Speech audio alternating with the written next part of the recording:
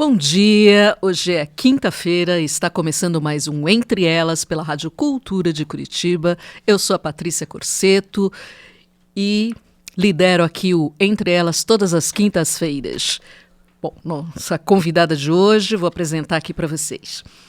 Vale lembrar que a linguagem do cinema é contemporânea ao nascimento da psicanálise. Fazer cinema e psicanálise teriam, neste sentido, algo em comum do ponto de vista prático.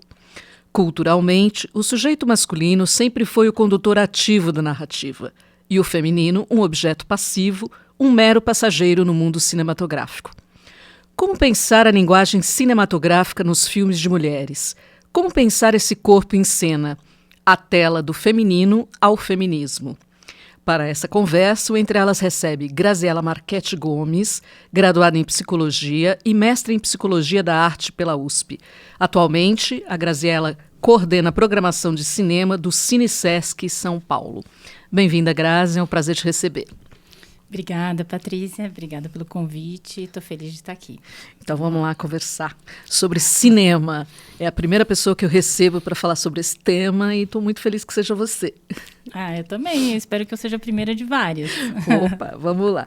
Então eu queria começar te perguntando como é que começou sua história com o cinema, quando você se viu interessada por isso.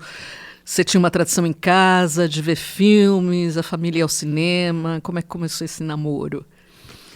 Bom, pessoalmente, eu acho que a primeira relação com qualquer fruição artística, para mim, sempre foi o cinema desde criança, né?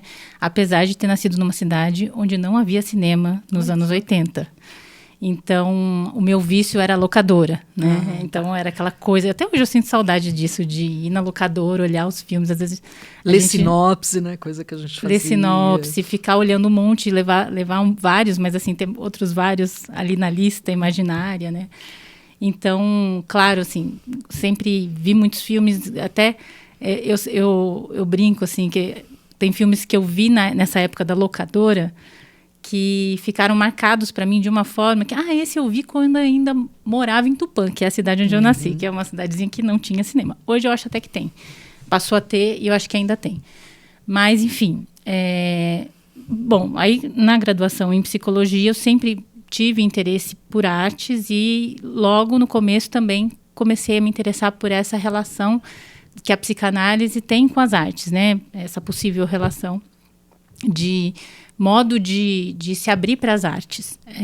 E aí, enfim, eu trabalhei em consultório, tenho um passado de psicanalista clínica, mas sempre com esse interesse, até que eu consegui elaborar um projeto e entrar mesmo para essa ideia de querer pesquisar a recepção estética, porque me interessava muito a criação artística, mas também me interessava muito o outro lado, esse lado de quem completa a obra, digamos assim, né? Porque não à toa, isso é uma coisa que na história da arte tanto os pensadores da estética quanto artistas foram se dando conta e teorizando sobre isso, de quem completa a obra é o espectador, né? Então essa relação do espectador com a obra de arte passou a me interessar muito, até que eu comecei por conta de trabalhar no SESC, ter essa relação, essa atividade de curadoria e programação cultural voltada para a área de cinema, porque trabalho no Cine-Sesc, né?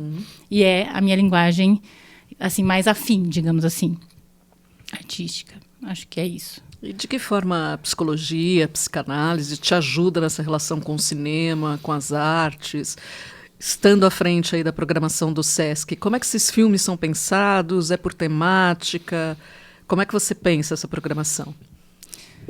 Então, assim, primeiro eu acho que a recepção, né, esse campo da recepção estética, assim, a psicanálise tem muito a contribuir. A psicologia também, mas acho que a psicanálise e as filosofias, enfim, os saberes, as humanidades em geral, têm muito a contribuir na hora de você fazer um trabalho de recepção daquela obra, porque e isso acho que pauta muito o meu entendimento na programação de cinema, né? É pensar que o espectador ele precisa fazer alguma coisa com aquilo que ele viu.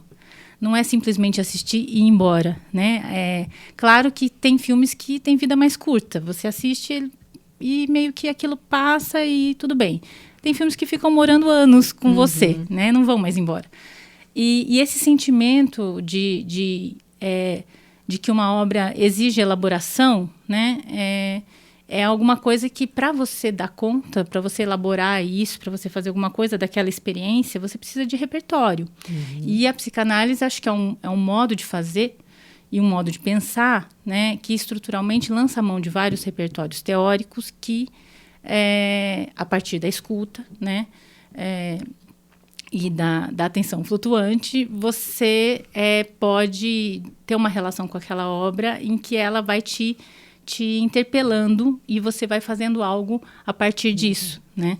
Então, essa é a maneira que eu entendo, assim, grosso modo, a relação que a psicanálise pode ter com as artes, porque nesse encontro a psicanálise pode crescer, teoricamente, e as artes vão ganhando mais interpretação, no melhor sentido da palavra, no sentido de ter uma escuta e fazer algo a partir dessa escuta, né? E aí a minha preocupação é muito constante em relação a isso. Então, para pensar a programação de cinema, nunca sai assim, da minha visão, do meu campo de visão, que aquilo tem um público que vai receber e como a gente vai fazer da melhor forma para que esse público possa fruir isso de uma maneira que vai trazer algum fruto, que vai trazer alguma repercussão, que vai ser, assim, seja através de um debate, seja através de uma boa contextualização daquele filme, ou você junta filmes numa mostra e você vai fazendo conexões entre as obras e aí o público vai também entrando naquela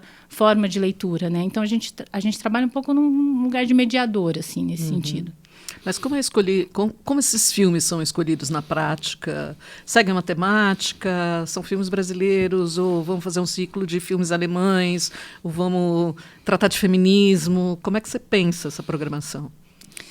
Então, acho que assim, nunca sai de vista a ideia de que tem que ter uma diversidade, né? A gente não vai passar só os filmes canônicos, os filmes clássicos que já estão consagrados. Sim.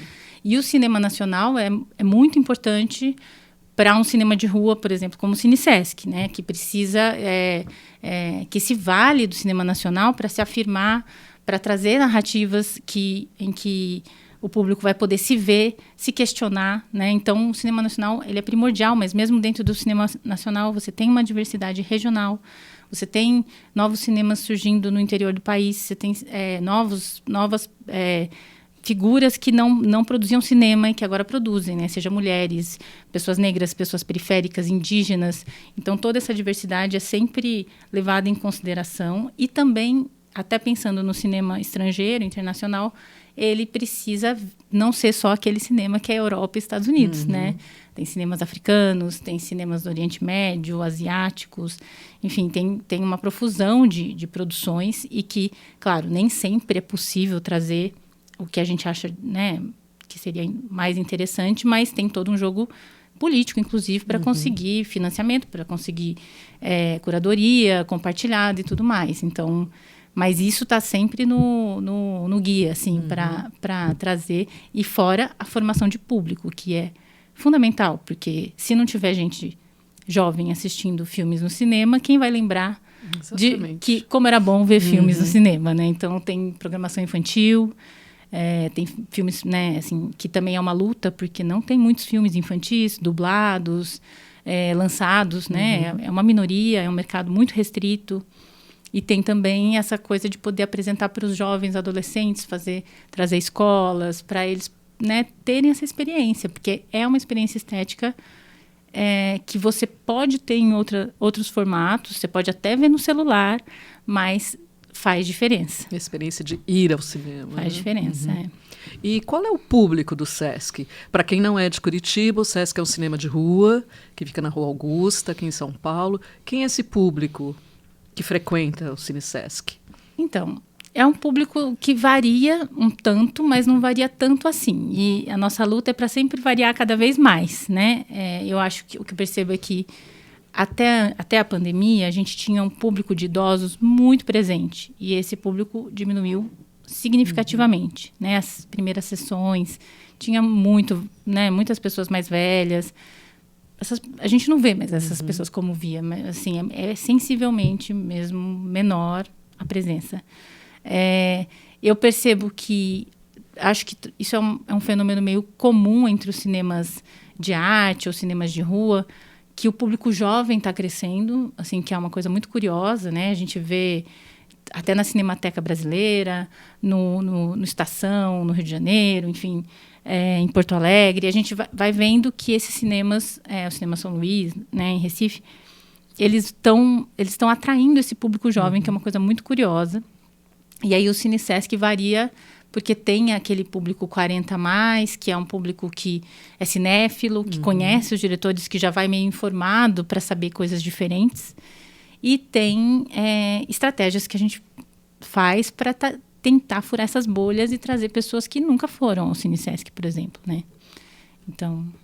Por que você acha que o Cinesesc tem essa longevidade? Por que você acha que ele resiste? É um cinema de rua, que não passa filmes comerciais? Eu acho que ele resiste porque ele tem fomento, né? Porque ele é um cinema do Sesc, né? Que tem orçamento. É muito difícil para os cinemas de rua se manterem. A gente está vendo aí a luta que está sendo o Espaço Augusta ali, né? Que o Itaú parece que agora vai se retirar, mas enfim... Então, acho que o trabalho, por exemplo, do Ademar Oliveira é hercúleo mesmo, assim, de lutar pelo cinema e tantos outros, né, que tem cinemas em São Paulo, em outras cidades. É um trabalho muito difícil, é um trabalho de gente apaixonada, mas que precisa de financiamento, né? Se não tiver política pública, eu soube que parece que agora vai sair, acho que talvez dentro da Paulo Gustavo mesmo, um financiamento para cinemas, específico para exibição em cinemas, mas isso, por mais que os recursos sejam usados com muito critério, né, no Cinesesc, você tem recursos para usar com critério. Isso já é outro universo, né? E você consegue lembrar de um campeão de bilheteria no Cinesesc, um filme que realmente mobilizou público, que teve uma crítica? Eu acho que assim, o ano passado a gente teve um case que foi o filme da Barbie, né? Foi um grande case, assim, acho que ele passou de $1,5 bilhão, foi uma coisa muito extraordinária, de ver também o furor entre o público, que também é isso que a gente estava falando da recepção, como as pessoas vão lidar com aquilo que elas estão vendo. E a gente colocou Barbie no Cinesesc, que foi uma coisa assim bem inesperada. Muita gente ficou chocada, algumas pessoas ofendidas, mas foi muito interessante. Bom, quando a gente passa Goonies no Cinesesc, ninguém reclama, né? É sempre bonitinho, que legal, anos 80. Eu revi Goonies recentemente, enfim, é um filme que eu também tenho o maior carinho, mas eu fiquei meio chocada com o que o filme trazia, assim, de uma série de estereotipias, né? Que estão ali dentro da narrativa. E eu acho que, sei lá, se a gente visse Barbie na sessão da tarde, eu ia achar muito revolucionário, porque é um filme blockbuster, totalmente blockbuster, mas que traz questionamentos que estão muito acima da média do que são os filmes blockbusters, os filmes de herói, enfim, não tem comparação. E conseguiu, mesmo assim, atrair mais público do que qualquer um desses filmes. Olha só. E um público majoritariamente feminino, né? E vestido de rosa, que era mais engraçado ainda, porque as pessoas se incomodavam demais com aquele rosa, né? Então, eu descia para ver o público chegando, porque a minha graça era ver as pessoas, perceber que as pessoas estavam chegando ali pela primeira vez. E no Cinesesc, para você ter certeza que a pessoa está chegando pela primeira vez, é quando ela entra na sala, porque ela entra e ela vê um bar. Aí ela fala, nossa, tem um bar aqui dentro. Então você fala, primeira vez que está vindo aqui, que ótimo, mais uma pessoa vindo aqui. Então, e ao mesmo tempo é isso, as pessoas iam de rosa, aí começou um debate sobre, o rosa é alienante, o feminino não é o rosa. Tá, mas também não pode ser, né? E ao mesmo tempo, sei lá, os meninos se vestem de super-herói, usam camisa de futebol, e tem toda essa histeria nesse sentido bem raso do termo, em relação a isso, e tá tudo bem, né? Então, eu achei que foi um case mesmo, assim. Tanto é que depois a Greta, agora que vai presidir o júri em Cannes, não foi indicada a melhor direção, né? Tendo feito todo esse feito no ano passado. Achei bem curioso. Eu, particularmente, gostei muito do filme. E é muito curioso, porque eu nunca tive uma Barbie. Não tive relação nenhuma com essa boneca. Confesso que fui ao cinema motivada por um grupo de psicanalistas que iam ver o filme, né? E a gente queria ver para debater depois, né? E me surpreendi positivamente. Eu achei o filme incrível, acho que tem várias sacadas, eu acho que ele é bem crítico. Sim, eu também acho. Eu acho que ele tem um humor, assim, né? Ele tem um humor e uma... Ele consegue ser muito plástico, assim, até de um jeito que incomodou muita gente. Mas, ao mesmo tempo, eu acho que ele te pega no... É isso, você tá ali encantado com aquele mundo de faz de conta e, de repente, vem uns cortes, né? Então, eu acho isso super válido. Eu acho que é um filme que alcança muito público e traz alguns questionamentos, já para mim é muito válido. Com certeza. E vocês fazem ciclos de debates, palestras no SESC? Como é que isso funciona? Não, a gente faz sempre o máximo que a gente pode. A gente tenta, ou faz na sala de cinema, ou faz no hall. Nesse momento, a gente não está com uma sala para cursos, a gente tinha e terá futuramente, mas os cursos têm sido online, né? Mesmo para Barbie, a gente fez um debate para falar sobre isso, trouxe mulheres, né, de outros lugares, não aquela coisa da afirmação da Barbie boneca, não tinha nada a ver com isso, né? No fim das contas, desculpa. E aí a gente sempre tenta, porque acho que é isso, né? O que está pautando ali é a educação no sentido mesmo do questionamento, da emancipação e de... O cinema, ele acaba sendo, assim, alguma coisa que funciona como uma provocação, no fim das contas, né? Por mais que a linguagem seja importante, as pessoas possam discutir a própria linguagem do cinema, mas cinema é vida, né? E no fim das contas, como viver socialmente é o que a gente está buscando entender até hoje, né? E buscando exercitar, assim. Agora, por exemplo, esses cursos, esses debates, você acha que tem como objetivo aí formar uma massa crítica? Sim, eu acho que no melhor dos sentidos mesmo, né? Não das pessoas saírem repetindo alguma coisa dali, mas delas saírem com questionamentos e com mais repertório para entender que a vida tem uma diversidade, que não tem um modo só de viver, né? Que quando está passando um filme árabe, libanês, quando está passando um filme africano, um filme, né, queniano, sei lá, qualquer coisa que a pessoa nunca viu na vida, colombiano, aquilo mostra para ela que existem outros mundos, um filme indígena, né, com outra forma. Filmes indígenas têm me encantado muito porque eles rompem muito com até a nossa forma fílmica que a gente está tão acostumado a assistir no cinema, né? Então, tudo isso ajuda a gente a ter mais diversidade, repertório diverso, para entender que o mundo não é de um jeito só e que a gente não pode impor nossa verdade, e que vale a pena escutar para entender um pouco melhor, né? Isso nos ajuda a conviver, eu acho. E você, particularmente, você pensa o filme Barbie como um filme feminista? Eu acho que, numa certa medida, ele é feminista. Ele não é só isso, né? Sim. Ele está dentro de um escopo ali de mercado, obviamente. Isso não está escondido em nada. Isso é que é bom, né? Porque é explícito. Faz com a né? caraca, né? Então, mas eu acho que quando o filme me ganhou naquela primeira cena de jogar a boneca ali e a boneca virar Barbie, aquilo eu já achei genial. E essa ideia da boneca poder ter uma crise existencial, né? Gente, é tão básico, mas eu acho que é um básico que a gente não faz. Faz pouco, né? Ou a gente fica num conhecimento muito encastelado, extremamente elaborado, que não conecta com as pessoas. Ou então a gente fica numa coisa muito rasa, que é só reprodução da reprodução da reprodução, não traz nenhuma... nenhum questionamento, nenhum ruído, nenhuma coisa que sai um pouco do lugar. Então, eu acho... Como Pobres Criaturas também, que é a versão, digamos assim, mais cult. Comum, né? Mas que muita gente não gostou, porque eu acho que é isso, né? Eu acho que só de ter uma personagem que, movida pela curiosidade, sem nenhuma amarra em relação a isso, uma personagem feminina... eu já acho tão interessante isso, já me alimentou de diversas formas. Então, tudo bem, você pode criticar o filme com isso ou com aquilo. Eu não gosto do filme plenamente, mas eu acho válido que ele exista, né? E em que medida a gente pode falar da presença de uma dimensão feminista no cinema? E se filmes dirigidos por homens podem ser considerados feministas? Olha, a princípio acho que sim. Eu acho que para a gente falar de cinema, eu não sei se para a gente falar de cinema feminista, talvez a gente tenha que falar de uma ideia que foi lançada, um termo que foi cunhado em 1970 e poucos pela Laura Mulvey, que é o male gaze, né, que é o olhar masculino.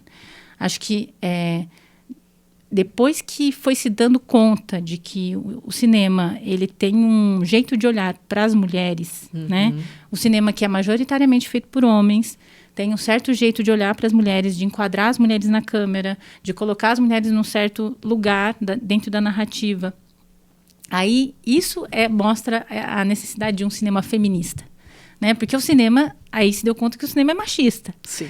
Ele não é machista por má vontade, por nada explícito. Porque ele é estruturalmente machista, né? Tem um documentário que a gente colocou na plataforma do Sesc Digital por uns 6 meses, chamado Brainwashed, né? Sexo, câmera e poder, que é da Nina Menks. E ela faz é uma aula assim, minuciosa, com cenas que ela vai colocando. São 175 cenas. Sim, né? 175 cenas que ela vai colocando, apresentando para o espectador ou para a espectadora como existe um certo manual de enquadramento das mulheres, mas não é só que as mulheres ficam em lugares subjugados, subordinados. Mesmo quando elas reinam na narrativa, a maneira como a câmera enquadra, como a luz ilumina, como isso vai aparecendo é muito masculino no sentido de deixar os personagens femininos muito sem agência, né? Enquanto os personagens masculinos têm ação, têm história, têm tridimensionalidade, pode aparecer ruga, pode aparecer o corpo nu, mas o corpo nu ele está agindo, ele não está só ali presente para o olhar, né? Então, tudo isso, acho que todo esse debate sobre esse olhar masculino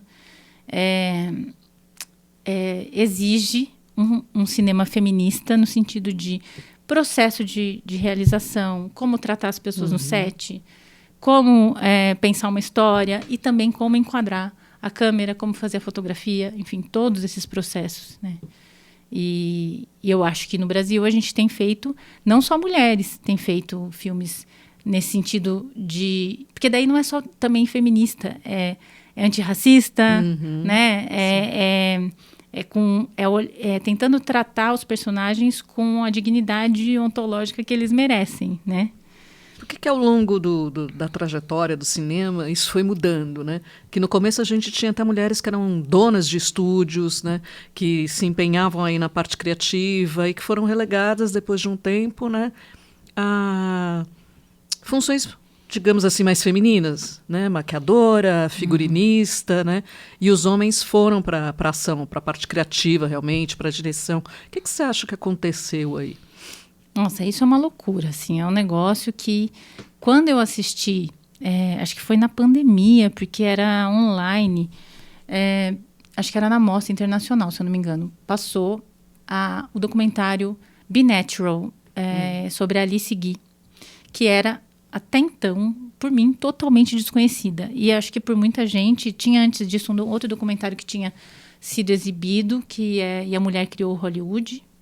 Mas isso é de 2016 para cá, 2017 para cá. É muito recente.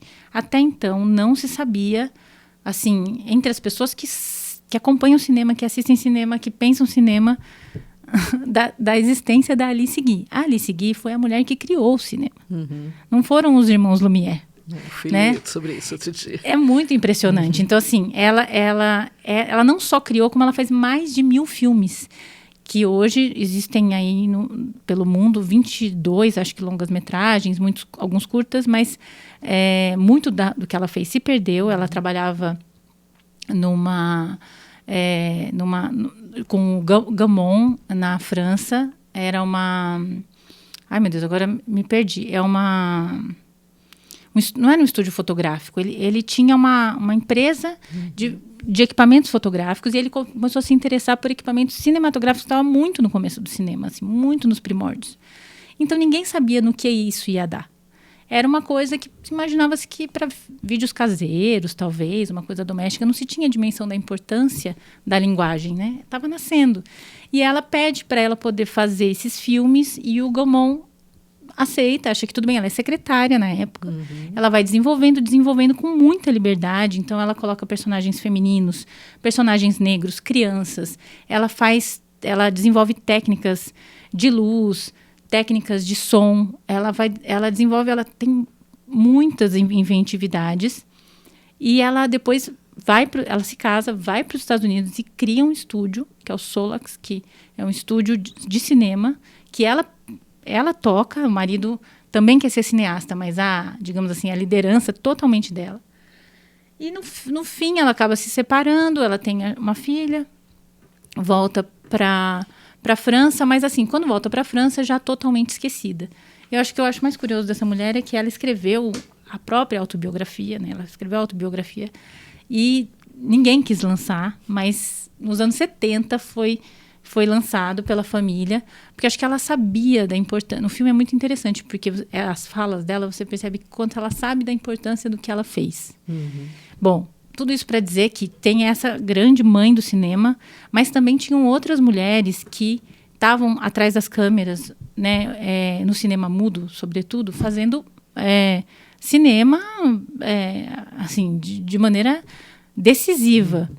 Até que, bom, a hipótese, até onde eu alcancei, é que quando o cinema começa a passar do mudo para o falado e começa a virar uma coisa, realmente um projeto empresarial, um negócio, passa a ter mais dinheiro envolvido, né? E aí passa a ser uma coisa que muda de mãos nesse sentido. Então, na disputa, eu acho que quando começa a ter importância, as mulheres são jogadas de escanteio. Um pouco como acontece, que também é uma coisa que vem sendo discutida muito recentemente, na história da filosofia. Da própria música, né? Sim, então. Das mulheres compositoras. Né? Sim, e uma coisa que eu não sabia também, que eu fiquei sabendo muito recentemente, é que na história da filosofia havia mulheres inclusas na história que foram retiradas, isso no século XVIII. E esse apagamento deliberado dessas mulheres tem a ver com o fato de que no século XVIII ser filósofo era muito importante, tinha uma importância. Então é isso, né? Acho que quando o que as mulheres estão fazendo ganha uma importância muito grande, aí a disputa, enquanto não vale nada, deixa elas brincarem. Quando começa sabe a causar assim? problema, né? Dá ruído. Deixa elas brincando, é só Barbie, elas estão só brincando de Barbie. Aí depois que começa a ter dinheiro envolvido, ter influência envolvida, aí vira uma disputa, né? Então a gente poderia dizer que não é só responsabilidade do patriarcado, mas sim do capitalismo. Claro, eu acho que isso é um casamento perfeito, né? O patriarcado com o capitalismo, então não dá para tirar falar de um sem falar do outro. E quais cânones hoje a gente está elencando? Que tipo de imagens estão produzindo e reproduzindo incansavelmente no cinema? Então, eu acho que assim, quando por exemplo, esse documentário da Nina Menkes, né, ela vai mostrando quanto filmes que a gente ama, filmes assim que eu amo, ela ama, certamente, você também vai, né, com certeza ama, mesmo filmes dirigidos por mulheres e até filmes de conteúdo feminista reproduzem esse olhar, né? Porque é quase que uma coisa impensada, assim, não. Então, eu acho que assim é uma reprodução que não se dá muita conta do que está sendo feito. É meio assustador. Tem uma cena que é do... Nossa, agora esqueci, me fugiu o nome do filme. Eu confundo com a... Ai, gente, como que é o filme que... Tem 3 cenas que eu coloco naquele texto do... Agora... Xangai? É o segundo, que eu esqueci o nome. Ixi, não vou lembrar. Eu tô cada dia mais gaga. Meu Deus do céu. Eu não consigo mais fazer sinapse. Mas seria bem importante, porque é uma cena de vestiário. Descreve a cena só. Aí a gente depois eu vou lembrar o nome do filme. Enfim, é uma coisa... Estou conseguindo lembrar o nome da personagem. A personagem é uma personagem adolescente. Ai, meu Deus do céu. Do Brian De Palma. É uma personagem que ela está sendo... ela está sofrendo bullying, ela é desajustada. E na primeira cena do filme você vê ali aquele contexto. Logo depois corta para uma cena de vestiário com as meninas, adolescentes. É um negócio assustador, porque não tem o menor contexto. E são cenas sensualizadas daqueles corpos adolescentes que você fala, meu Deus, o que pode ter a ver isso? Temos uma menina em sofrimento, temos uma situação escolar, no que tem a ver essa cena de vestiário? Estou falando dessa cena porque, recentemente, tem um filme que foi para os cinemas, que é O Levante, da Lila Halla. Que, não sei se você viu esse filme. Não vi. É uma graça, é um filme super potente, vibrante. Enfim, ele ganhou o prêmio em Cannes ano passado. E tem uma cena de vestiário. É muito diferente. É muito diferente. São corpos muito diferentes. São corpos ali com pouca roupa, não tem nenhum puritanismo em relação a isso, mas são potentes, eles estão ali, elas estão brincando umas com as outras, não tem esse olhar de erotismo, né? Erotismo no pior dos sentidos, né? No sentido assim de você está presa no meu olhar, assim, um certo aprisionamento através do olhar, que aí tem toda uma discussão, porque acho que a partir do texto da Laura Mulvey sobre o male gaze e sobre porque acho que ela acreditava muito nessa capacidade desse olhar masculino aprisionar o outro, né? Acho que isso depois, entre as teóricas norte-americanas e também, se a gente for pensar no cinema brasileiro, acho que tem corpos desobedientes aí que se posicionam de outra forma diante desses olhares. E eu acho que, por exemplo, essa cena de vestiário do Levante mostra muito isso, como são corpos dissidentes e desobedientes e que têm uma potência ali e que não vão ser aprisionados. Então, acho que esse cinema feminista, não sei se dá... Não daria pra gente...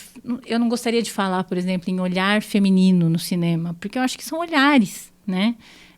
Tem mulher que vai fazer filme de guerra, tem mulher que vai fazer esse filme de relacionamento amoroso, heterossexual. Então, assim, é uma diversidade imensa e olhares diversos. E também tem mulheres que vão reproduzir o male gaze, né? Como tem homens que podem fazer uma equipe com diversidade de olhares e o próprio diretor, sendo homem, trazer uma cena que não tem nada de objetificante, né? Eu acho perfeitamente possível, assim. Eu acho que o que tem é uma minoria, mas não é impossível. E que avaliação você faz do cinema nacional hoje? O que tem de novo? Que diretor você destacaria? Que filmes você destacaria? Nossa, são muitos. Olha, sei lá, eu acho que, por exemplo, Adirley Queiroz e Joana Pimenta. Acho o trabalho deles incrível, é um trabalho extremamente arriscado. Não à toa eles trabalham com a Cristina Amaral, que é uma montadora maravilhosa, e que topa esse risco, topou sempre. Então, eu acho que eles, por exemplo, estão fazendo ali, né? O Adirley faz um cinema a partir de Ceilândia, né? E é uma coisa única e que ninguém vai... E a Joana também, né? Assim, apesar da Joana... não sei de Ceilândia, mas é uma coisa que eles produzem que tem vida própria, digamos assim.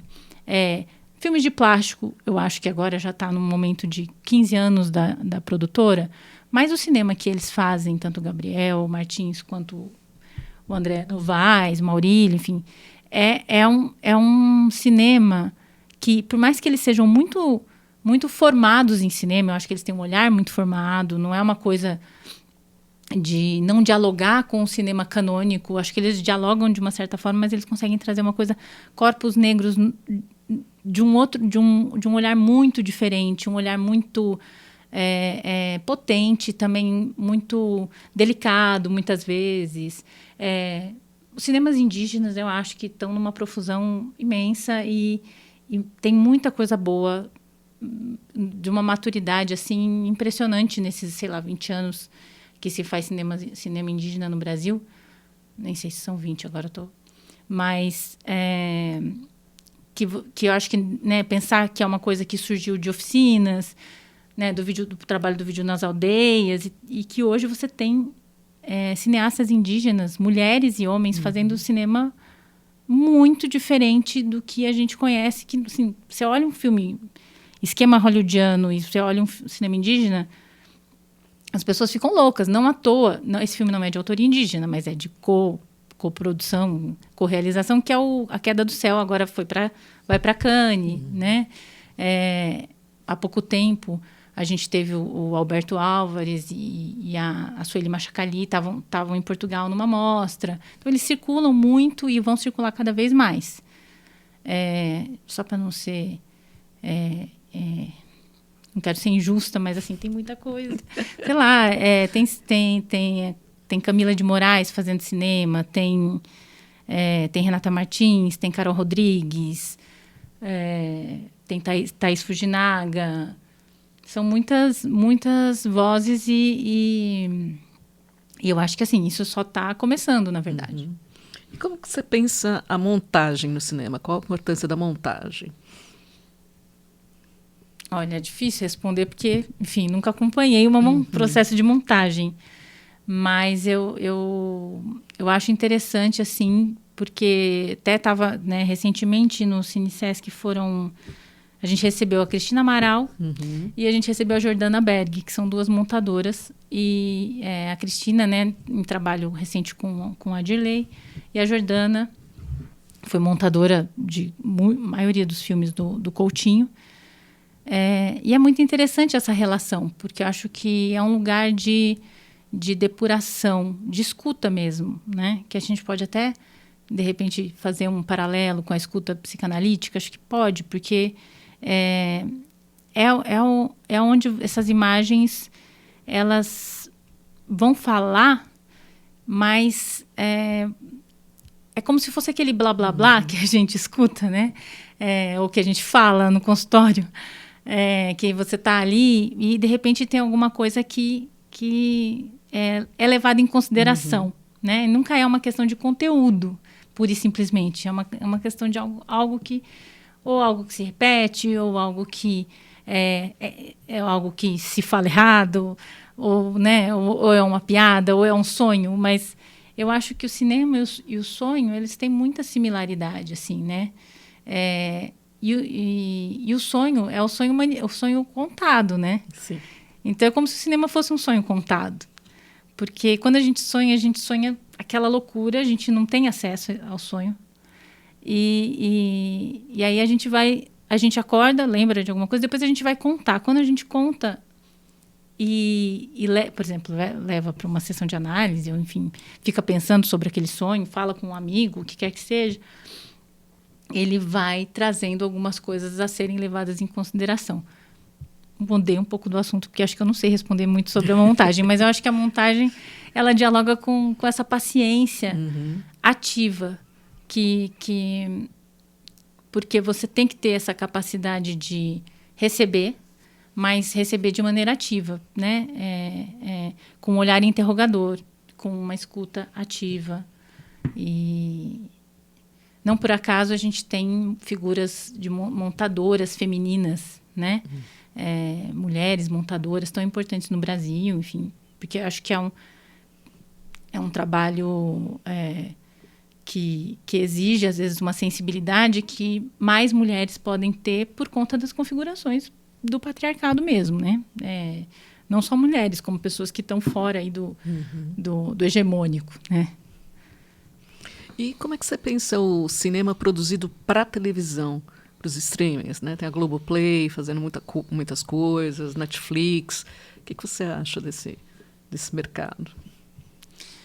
Olha, o que eu poderia dizer é que existe uma tentativa, e uma tentativa muito séria. A gente precisa regulamentar, né, os streamings no Brasil. em primeiro lugar, porque né, tem que ter uma taxação para que esse dinheiro volte para as nossas produções nacionais, né? Para que não seja um lucro só remetido para fora do país. Eu acho que isso é de extrema importância. Mas eu acho que também tem coisas muito interessantes que são feitas para irem direto para o streaming. O que eu acho é que você vê um filme na sua casa, no conforto da sua casa, pode ser muito bom, ou ver uma série, enfim, eu vejo muito também. E não é uma coisa que é ruim no sentido de que é por entretenimento, não vai te trazer nenhuma reflexão. Depende muito do repertório que você tem. Do que você consome e também do que você pode pensar a partir. Porque até se for uma coisa que é muito marqueteira, e se você consegue pensar e enxergar que aquilo é muito marqueteiro, você já pensou alguma coisa, né? Então, não que seja mérito da coisa em si, mas depende muito de como você recebe também, né? Parte importante do trabalho. Mas eu acho que, assim, é muito diferente você estar numa sala de cinema em que você não pode, eu estou aqui com o celular do meu lado, mas você não pode ligar o celular, você não pode ver se alguém te mandou mensagem. Você quer até cochichar alguma coisinha com a pessoa que está do seu lado, mas você precisa entrar numa certa relação de solidão, né? E é uma solidão compartilhada, porque está todo mundo ali numa relação de solidão com aquilo.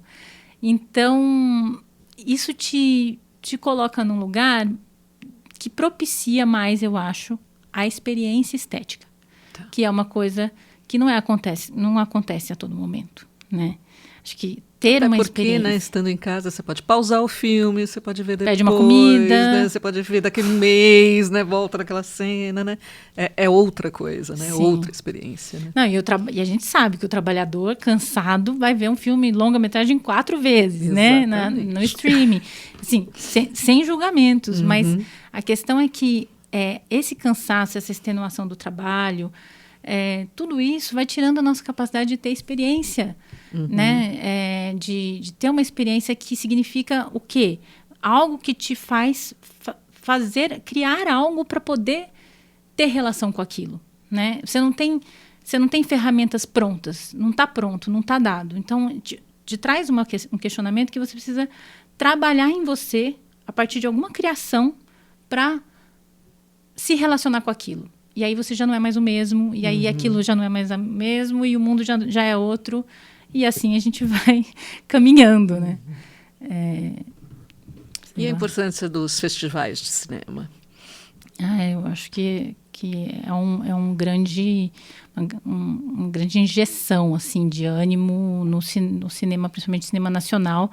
Claro, os festivais de cinema que trazem filmes, né, de vários países são super importantes também, porque fazem esse intercâmbio e vale super, mas o que eu tenho visto é que assim, os festivais que estão proliferando no Brasil todo, isso é algo muito interessante, porque você vai para, sei lá, São Miguel do Gostoso, você vai para Vassouras, você vai para Curitiba. São lugares, cada lugar do país. Agora teve o Festival Cinema de Fronteira. Eu não fui, mas eu fiquei acompanhando as notícias, muito interessante, porque traz, sei lá, Lucrécia Martel estava lá. Então, dando uma masterclass, pessoas encantadas, pensando coisas. Você entra em uma certa suspensão e, ao mesmo tempo, mergulha, né? Você não pode estar naquele dia a dia da sua rotina e você é obrigado a se relacionar com pessoas, querendo ou não, e descobrindo coisas do cinema que você não saberia, né? Que tem cinema no Acre, que tem cinema no sul da Bahia, e que tem tanta coisa sendo produzida e as pessoas vão trocando. É muito fundamental, assim. Acho que faz um bem danado para o cinema nacional. E o que você pensa sobre os críticos de cinema? Ou sobre a crítica de cinema? Nossa. O que ela enriquece, se é que enriquece? Como é que você vê? Não, eu acho que é muito importante e eu acho que enriquece. E assim, aqui agora é meu momento de agradecer, sei lá, Lorena Montenegro, Flávia Guerra, Viviane Pistache, Bruno Carmelo, enfim, tantos críticas com quem eu troco, né? E Isabel Whitman, assim, muita coisa do que eu sei de cinema devo a eles. Então, assim, e elas? Eu acho que é super importante porque ajudam eles fazem leitura e ajudam a fazer leitura crítica, né, sobre os filmes e criar um entendimento mais vasto sobre aquela produção. Mas se eu puder fazer uma crítica, por favor, que eu acho que é importante, super importante, é que eu acho que tem pouco espaço para dissenso e um certo policiamento, né, que eu acho que vem das redes sociais, é inevitável, assim, não sei se é inevitável, mas parece inevitável. E que deixa as pessoas com medo, sabe? Sim. E pensar com medo você não consegue pensar. Exatamente. Né? Pensamento é um exercício de liberdade. Então, eu acho que isso é um mal para tudo e também é um mal para a crítica de cinema no Brasil, assim. É uma lástima, né? Mas eu acho que se tem uma coisa que... Porque o que eu vejo é que, às vezes, começa a ter uma certa repetição, né? Então, de não ter muita discordância mesmo, ou das pessoas se repetirem para não entrar em conflitos maiores, sabe? Mas, é lógico, tem muita gente que contribui muito e é um trabalho super importante. Estou o Bruno Carmelo, meu amigo, cara inteligentíssimo. Ele Ele escreve super bem, acho que tem um olhar crítico, assim, muito embasado no que diz. Eu acho sensacional. Sim, eu adoro ler as coisas dele, ver os vídeos, porque eu acho que é isso, assim, vai te dando repertório também, porque eu acho que eu nunca deixo de pensar que a relação com todas essas obras, enfim, é uma parte muito importante. A obra está ali, mas se você não trabalhar sobre ela, sobre isso, você não completa. A coisa não é nem completar, porque não completa mesmo, mas precisa desse outro trabalho, né? E o nome do site é genial, né? Meio Amargo. Muito bom isso. Você escreve sobre cinema? Olha, muito pouco. Até já escrevi mais, eu acho. Na verdade, assim, atualmente eu faço parte de um grupo de escritas feministas, que é o GPF, né? De estudos e escritas feministas, que também é um grupo que é de muita troca, assim, acho que foi super importante no momento que eu entrei, ter todas essas mulheres. A gente fazia reuniões na época da pandemia, que eram online. Aquilo dava ajudou a passar a pandemia, assim, né? Ter essa interlocução riquíssima, porque são várias e cada uma de um lugar. E, enfim, a maioria delas está numa pesquisa acadêmica, mas não são todas. E aí a nossa proposição é justamente essa, é escrever sobre feminismo e escrever, né, em relação com o que a gente quiser. E se ler, né? E se criticar também. Então, só que eu mesma tenho escrito bem menos do que... Porque eu acho que é um exercício que, poxa, tem que ter uma certa disciplina mesmo. Porque, ainda mais para quem tem problemas super egóicos, assim, que você fica... é terrível, né? Então, é sofrido. E aí, assim, enfim... Não escrevo tanto quanto eu gostaria, até porque é isso, também não acho que eu sou uma crítica de cinema, não é a minha... eu acho que eu escrevo como forma de tentar refletir. É um meio de reflexão para mim. E o que você gosta de assistir? Quais são os seus diretores preferidos? Que tipo de filme você vê? Nossa, gente do céu. Aí agora abriu um clarão.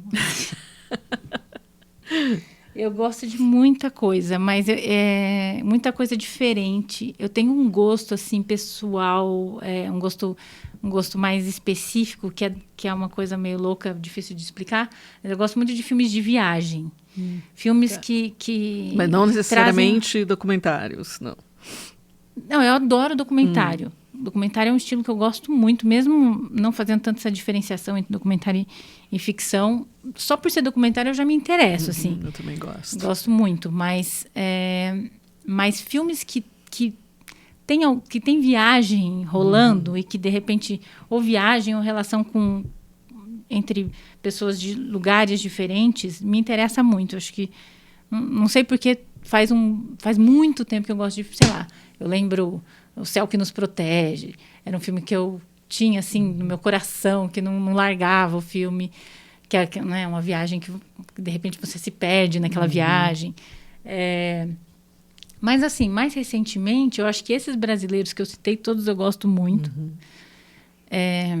Eu acho que tem algumas mulheres também, Andrea Arnold, por exemplo. Mas tem tantos. Eu gosto, sei lá, do Coreda. É tanta mistura, né? Eu gosto da Sophie Hyde. Não necessariamente filmes de arte. Você vê Não tudo? Como é que é? Eu tenho dificuldade. Aí, assim, minha dificuldade com filme de herói, eu tenho dificuldade. Tá. Aí eu já não consigo. Difícil para mim, sim. Porque me dá uma certa irritação. É uma fórmula muito batida, né? Sei lá. Eu nem posso dizer, porque eu não assisto, mas eu já assisti alguma coisa. E eu tenho um pouco de preguiça. Eu sei que não são todos iguais. E assim, super iguais, pelo menos. E tem alguns que trazem alguma novidade. Aqueles, como é que era? Vingadores, não sei o quê. Tá. Eu não acompanhei, eu não fui nessa brisa. Eu também não é a minha praia também. Mas, poxa, eu amei Noites Alienígenas, assim, sabe? Que é um filme que foi feito no Acre. Eu gosto muito, também gosto muito dos filmes do Kleber Mendonça. Esse documentário Retratos Fantasmas, para mim uniu, assim, né, eu já gosto dos filmes dele, e ter sido um documentário, e eu achei muito, assim, crítico e poético também, né? Ele vai trabalhando com a sensorialidade, juntando coisas meio inesperadas. Então, é difícil falar do meu gosto, porque, sinceramente, é louco. Eu gosto de muita coisa, mas eu não fico pensando muito sobre o que eu gosto. Eu fico pensando sobre o que é importante trazer. Mas, por exemplo, você está em casa, vou ver um filme. Como é que você faz essa escolha? Eu tenho uma lista. Daí, assim, para não me perder totalmente. Porque, você já percebeu que eu esqueço muita coisa. Então, sei lá, eu estou com a lista, todos os que eu não vi desde o ano passado. Os que passaram na Mostra Internacional, que eu não consegui ver. Os que passaram no Festival do Rio. Aí vou me pautando os que vão entrar agora em Cannes, já vou anotando. Né? Então, sei lá, por exemplo, Memória Infinita eu não vi até hoje, que é um filme chileno que estava na mostra. Blackberry também ainda não vi, estava no Festival do Rio, que é um filme suíço. Então, são filmes muito diversos, mas que, de alguma maneira, eu ouvi alguma repercussão que me interessa. Né? E é isso, assim. Acho que eu vou montando essa lista, são muitos os elementos que podem me interessar num filme, mas tem sempre a ver com algum deslocamento, alguma coisa que traz algum deslocamento, ou, enfim, uma questão que eu acho que é, de fato, importante, né? Seu mestrado foi em arte, né? Foi em que exatamente? Foi na psicologia, né, na USP, mas foi em psicologia da arte, né? Porque era esse departamento, na verdade o departamento era de psicologia social, mas o laboratório era de psicologia social da arte. Fui com o João Freise e ele que me introduziu nesse mundo da recepção estética, assim, sei lá, desde o primeiro ano de faculdade eu já topei com uma palestra dele e achei aquilo muito interessante. E desde então não larguei mais, assim, comecei a fazer grupo de estudos com ele e tal, e depois acabei fazendo mestrado. Foi curioso, porque eu fiquei morrendo de medo de fazer sobre o Cildo, que eu acho um artista grandioso, assim, e ao mesmo tempo, né, enfim, eu tenho uma profunda admiração por ele. Ele está vivo, dá mais medo ainda, né, porque você não sabe o que vai acontecer no futuro. Mas aí eu acabei fazendo sobre uma determinada obra dele, que é o Rio Oir, e usando muito um documentário, que é o processo de realização da obra, que é da Marcela Lorde, que chama Ouvir o Rio. Então, tinha esse diálogo, era artes plásticas, artes visuais, mas tinha esse diálogo com cinema também. E apesar de que isso não foi uma coisa pensada de cara em fazer a relação entre psicanálise e cinema, né?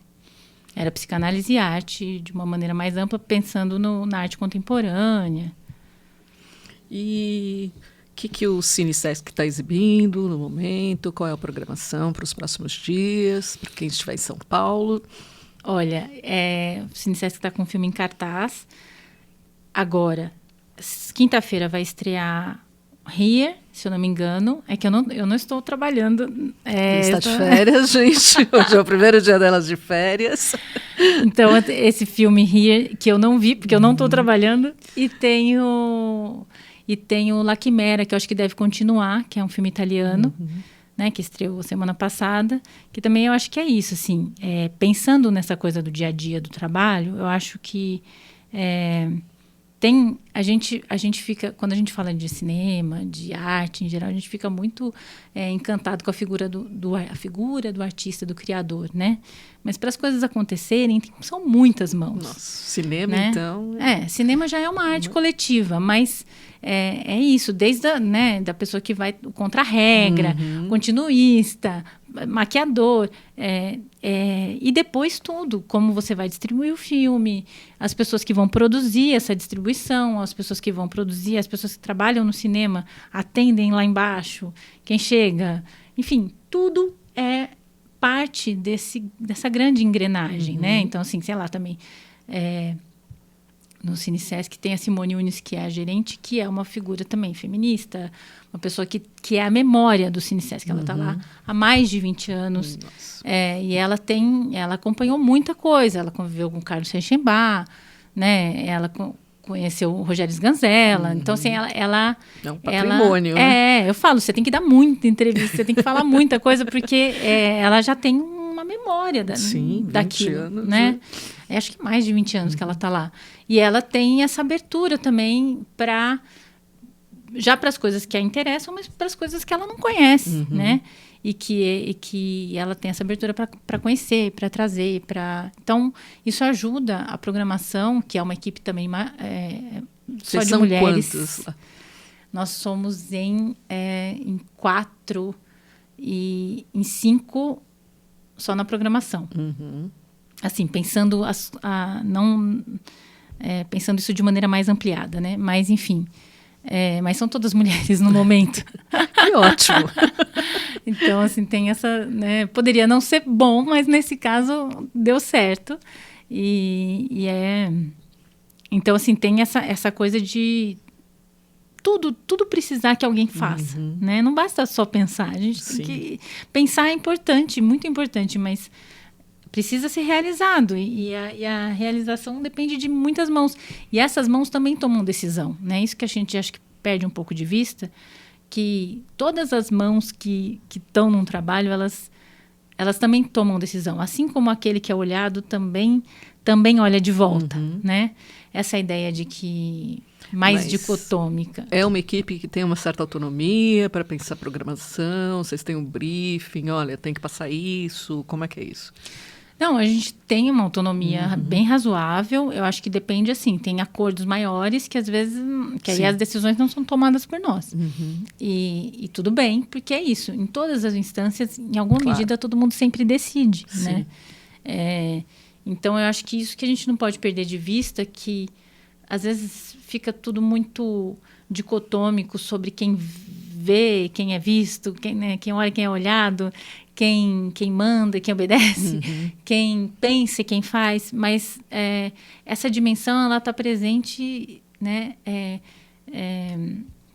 em todas as instâncias. Imaginariamente a gente pode pensar que não, mas na complexidade das relações, né, a coisa é diferente. Então, agora, por exemplo, a permanência dos filmes no Sesc, o que determina isso? Por exemplo, público, ou tem um período, fica 2 semanas em cartaz e a gente troca? Tem alguma diretriz nesse sentido? Não, eu acho que público é importante porque a gente não quer que o Cinesesc seja um lugar que não se comunica com o público. Sim. Né? Como é que é? O Gilberto Gil tinha uma frase quando era ministro que eu achava muito maravilhosa, que é o povo sabe o que quer, mas também quer o que não sabe. Uhum. Então, assim, como que a gente vai chamar o público para aquilo que ele pode até querer, mas não sabe? Uhum. Então, é todo um trabalho de comunicação, de sedução, no melhor dos sentidos, de atração desse público. E não é isso necessariamente que vai determinar do filme ficar ou não. Eu vi recentemente até um videozinho da Vardá, que estava sendo divulgado nas redes sociais, que era ela falando assim, meus filmes não são grandes no sentido de terem grandes públicos, mas eles são vistos em muitos lugares. Uhum. Né? Ela fala assim, até no norte do Brasil, achei interessante ela falar. Eles são vistos em muitos lugares por pessoas muito diferentes. Então, assim, tem uma perenidade ali, né? E eu acho que a gente não pode perder isso de vista em nenhum momento, né? De que os filmes, eles às vezes você tem 30 pessoas, aquelas 30 pessoas são super importantes para assistir aquele filme. Numa sala de 272 lugares, pode parecer muito pouco, mas são 30 pessoas que estão muito a fim de ver aquele filme. Sim, exatamente. Às vezes tem até um debate depois sobre o filme, e aquilo é muito rico. Mas, ao mesmo tempo, claro, a gente quer as salas cheias. Eu acho que a gente precisa batalhar pelo retorno da convivência no cinema. Né? E aí, então, a gente não tem nenhum tipo de cobrança nesse sentido, mas tudo precisa ser muito pensado e negociado. E coletivamente, ninguém decide nada sozinho. Né? Você acha que depois da pandemia, esse retorno às salas de cinema voltou como era antes? Você acha que não? Então, que havia, inclusive, uma discussão nesse sentido, né? As pessoas vão voltar para as salas de cinema, né? Sim, eu acho que voltou, mas não como era antes. Assim, demorou muito. Teve uma época que a gente ficou assim bem terra arrasada, pensando, meu Deus, será que as pessoas realmente vão desistir do cinema? Mas quantas vezes ao longo desses mais de 100 anos o cinema já quase morreu e voltou, né? E é isso, o cinema... os filmes são lançados no cinema, né? Tirando essas exceções dos filmes que vão direto para o streaming, o cinema o lugar onde ele ganha visibilidade, por mais que as pessoas não vão, na sua maioria, ao cinema. Infelizmente, o cinema já não é mais, né, uma atividade tão popular assim, como já foi, né? Mas, assim, é dali que vão surgir as críticas e de lá que o filme vai ter uma outra chegada na TV, no streaming, no celular, onde quer que seja, né? Então, eu acho que... nossa, eu me perdi. Você estava falando do público ter voltado. E aí eu acho que o público, sim, aos poucos foi voltando. E hoje a gente vê com muita alegria salas cheias e uma movimentação assim que você fala, meu Deus, não esperava, né? Semana passada a gente exibiu a Batalha da Rua Maria Antônia, encerramento do Sesc Milhares Filmes.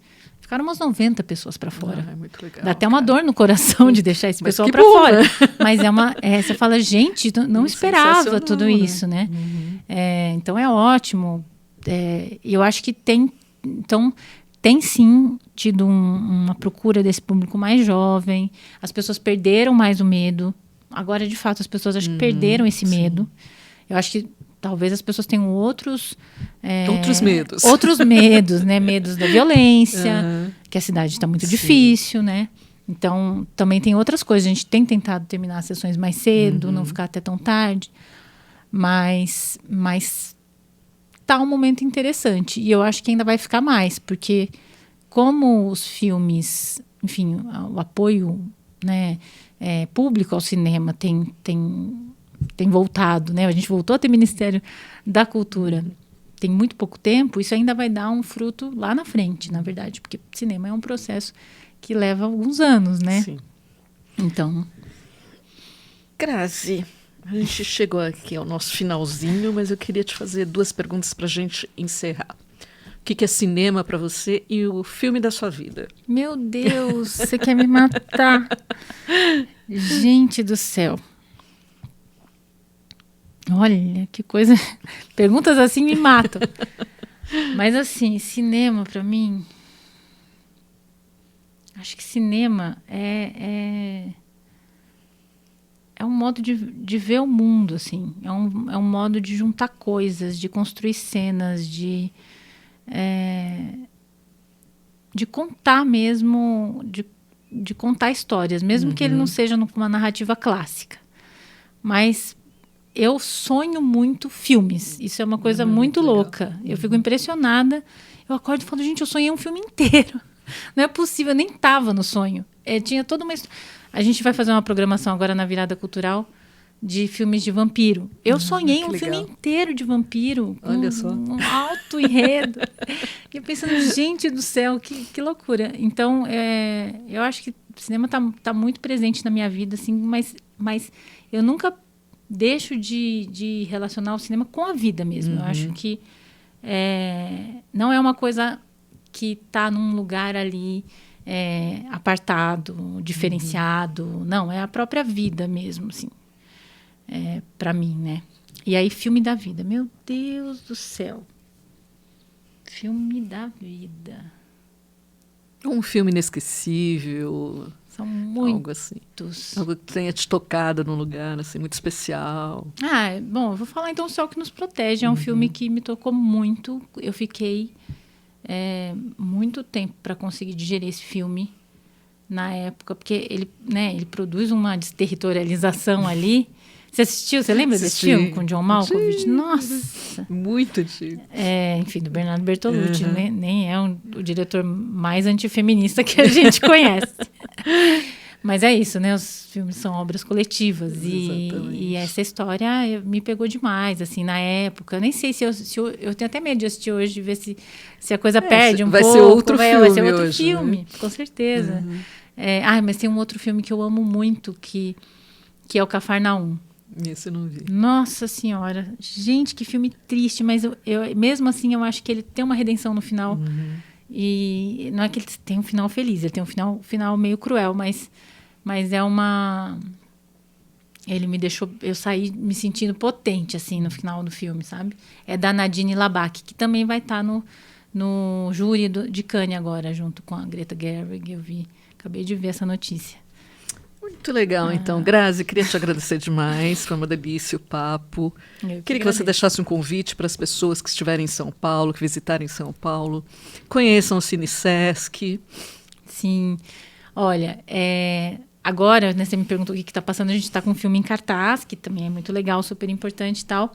Mas a gente está preparando umas coisas muito legais, com muito carinho. E em junho, a gente vai fazer a segunda edição de uma mostra que a gente faz curadoria totalmente interna do Sesc, que a gente chama, o nome da mostra é Amor ao Cinema. Então, olha que legal. O ano passado a gente fez, que era justamente nessa pegada de, poxa, a gente precisa resgatar o amor ao cinema. Não que a gente que vá resgatar, mas precisamos falar sobre o amor ao cinema. É isso, que filme te marcou, que filme que mudou sua vida, essa memória de ver filmes no cinema, ou de ver filmes em cineclubes e na casa de amigos, mas de ter essa troca, falar sobre cinema, falar sobre quanto o cinema muda a sua vida. E a gente fez ano passado, são filmes sobre cinema, né? Muito que de alguma maneira dialogam com fazer cinema. E a gente vai fazer a segunda edição, vai ser no final de junho. Tá muito legal a curadoria, já está quase fechada. E daí eu convido todo mundo para... Entre outras, né, tantas mostras e festivais que a gente faz e filmes que a gente coloca em cartaz, debates, tudo mais, mas para acompanhar essa mostra. Isso aí. Eu conversei hoje com Graziela Marchetti Gomes, que é coordenadora da programação do Cine Sesc aqui em São Paulo. Eu sou a Patrícia Corseto e esse foi mais um Entre Elas pela Rádio Cultura de Curitiba. Nos sigam nas redes sociais, @Projeto Entre Elas. Você quer deixar algum contato, Grazi, se alguém quiser trocar uma ideia sobre cinema com você? Como é que as pessoas te acham? Eu tô no Instagram, né? É meio estranho. Eu não me sinto muito à vontade, mas enfim, meu Instagram é aberto. Qualquer coisa pode me procurar por lá. Ou então, eu tô lá no Cine Sesc também. Vamos ao cinema, gente. Até a próxima quinta. Grazi, muito obrigada. Um beijo para você. Outro. Obrigada.